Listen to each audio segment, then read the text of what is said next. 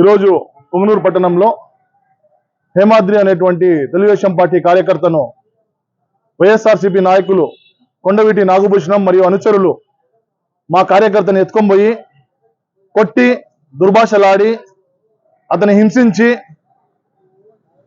నానా చర్యలు చేసి అతను అక్కడి నుంచి తన ప్రాణాలు కాపాడుకొని గోడ దూకి చెరువులో దూకి బయట వచ్చి స్టేషన్లో కంప్లైంట్ ఇవ్వడం జరిగింది. ఈరోజు యథావిధిగా అతను ఇంటికి కూరగాయలు సరుకులు కొనడానికి పుంగనూరు పట్టణంలో ఉన్నటువంటి బజార్ వీధికి పోతే సంత గేట్ కి అక్కడ కొండవీటి నాగభూషణం గారి ఇంట్లో కొన్ని రాజకీయ కార్యక్రమాలు జరుగుతూ ఉన్నాయి.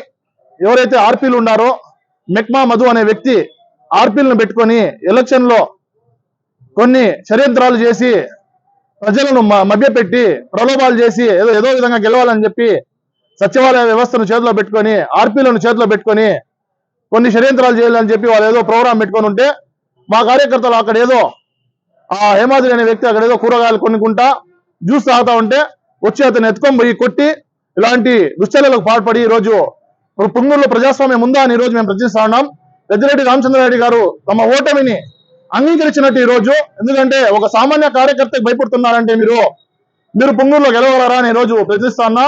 ఎందుకంటే గత కొన్ని రోజులుగా పుంగనూరు నియోజకవర్గంలో తెలుగుదేశం పార్టీ నాయకులపైన కార్యకర్తలపైన దాడులు చేస్తానే ఉన్నారు. మీరు ఈరోజు చిన్నపాటి కార్యకర్తకే భయపడినారు కాబట్టి మీ ఓటమిని మేము అంగీకరించినాం. రానున్న రోజుల్లో ప్రజలు కూడా మీకు తగిన సమాధానం చెప్తారు, బుద్ధి చెప్తారని తెలియజేస్తూ సెలవు తీసుకుంటా ఉన్నారు.